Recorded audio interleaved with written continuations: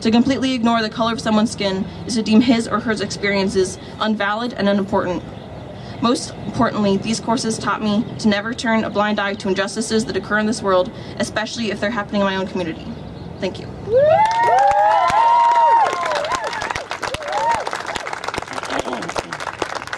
Thank you, Erin. All right, so now we have about 10 minutes left for our Q&A session / comments for the audience. So I'd like to open this time up for anyone in the audience who wants to share any comments they'd like. You can come up to the stage now. We have about roughly a little under 10 minutes left.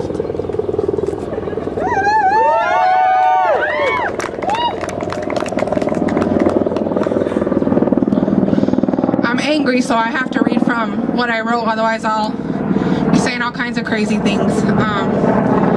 My name is Kim Dominguez. I'm a native Tucsonan. I'm a Raza Studies alumni. And if it weren't for Raza Studies, I never would have graduated high school and I wouldn't be a U of A student. And that's pretty extreme to me.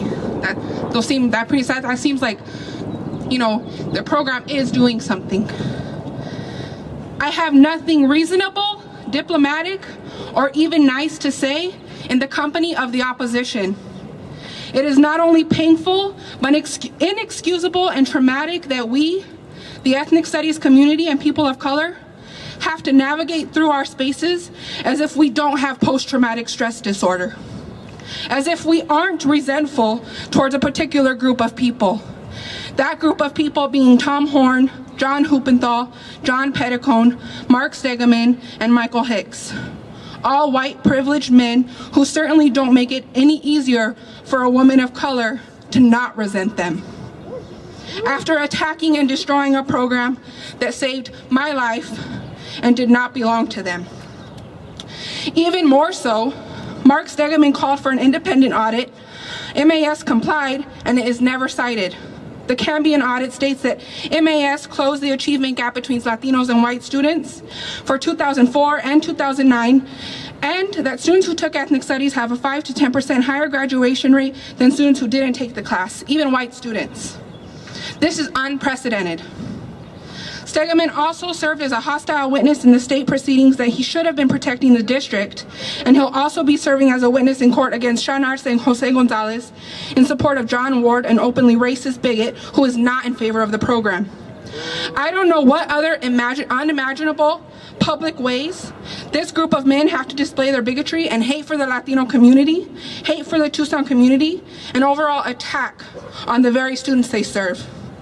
Instead of defending how we, the ethnic studies community, are not guilty of overthrowing the U.S. government ethnic solidarity, I would like the opposition to address my accusation and my question. In a time when presidential candidates of the United States can openly ride on hateful attacks of women's bodies, attacks to the LGBTQ community, when ethnic and cultural studies are eliminated, books are banned, how can we be in compliance of this legislation? HB 2281. That doesn't want to overthrow the system. A system of exploitation, hate, violence, and intellectual and sexual suppression. I'd like to share a piece from a news report on the lynching of Trayvon Martin. It is now statistically documented that black students are suspended 46% more than all other students and account for 39% of expulsions, though they only make up 18% of the school system. 1 in 5 black boys is subjected to out-of-school suspension. The increase in zero tolerance policies and automatic referrals to law enforcement are major culprits. It is beginning to sound like schools have a zero tolerance for students of color in general and an aversion for black boys in particular. This is relevant because in other news reportings, Trayvon was described as an expelled troubled teen, victim blaming at its worst. What I see here is a school system that pushes out people of color into the streets, into prison, and into death.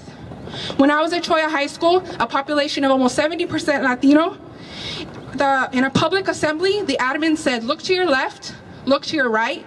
By senior year, half of you won't be here. How can we consciously say that a system that pushes out, forces out Latinos at rates of 50% and expels black boys at a rate of 46% more than any other students doesn't need someone to overthrow it? When Trayvon's murderer can be recorded on a 911 call saying fucking coons, murder Trayvon, and not be arrested, the school system that expelled him isn't being held accountable. Zimmerman isn't being held accountable. How does that system not need change? How does that system not need people of color infiltrating that system and creating safe spaces for our young people and for our children? Ethnic studies was and is that space for our community. For Chicanos, Latinos, whites, blacks, Yakiton, Otam, queer, and undocumented, and people from all different poverty levels. If we call it like it is, these white privileged men are straight up racist, living the legacy of Manifest Destiny, and HB 2281 is a whites only sign for Arizona 2012. All right, thank you for your comments. And now Mark Stegman just wanted to come up and we're going to give him a few minutes to just give some remarks on what was said. We're going to give Mark Stegman a few minutes. No, he's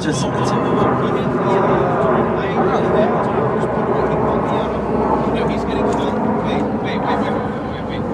Hold on. No, I'm not. No, I'm just saying. No. Walk up to the mic. That's what I'm saying. Let him speak. Let her do it. He had his time to speak. Call me out. I didn't have a chance to respond. While they're having discourse, I want to give a 60-second talk. My name is Catherine Ortiz. I'm currently a full-time PhD student in language, reading, and culture here, and I have a master's degree in English from the university. From 2004 to this past summer, I've taught first-year composition 100 to 300 level. And I just want to take 15 or 20 more seconds to say that I'm here to testify on behalf of the students who came from Raza Studies who came into my classroom. It was my great honor and privilege to teach students from Raza Studies because they sat in the front of the room, they were prepared, they did the readings. When I asked them to write papers, they gave me evidence, not just opinions. They are reasoned, their critical analysis skills were already at a college level, and many students from my classrooms have gone on to finish their degrees and have gone on to graduate school. I can give you my email address if you would like, the evidence that I have about the success of the program that the person from the school board says that we do not have. I have the names and the degrees my students have achieved. I also have many statistics. And my email is kortiz, K-O-R-T-I-Z @email.arizona.edu. And I want to give a shout out to one of my students from one of those classes, Elisa Mesa, who will someday become Dr. Elisa Mesa. And when you say that the statistics don't prove anything, it is important that even if one more person of color or underrepresented student becomes a PhD, that has a huge impact. Thank you very much. All right, we're going to wrap it up there because we're up with time. So I want to thank all the speakers again for being up here and giving us their time. And to all of the audience, we really appreciate your attendance here. So thank you very much. Thank you.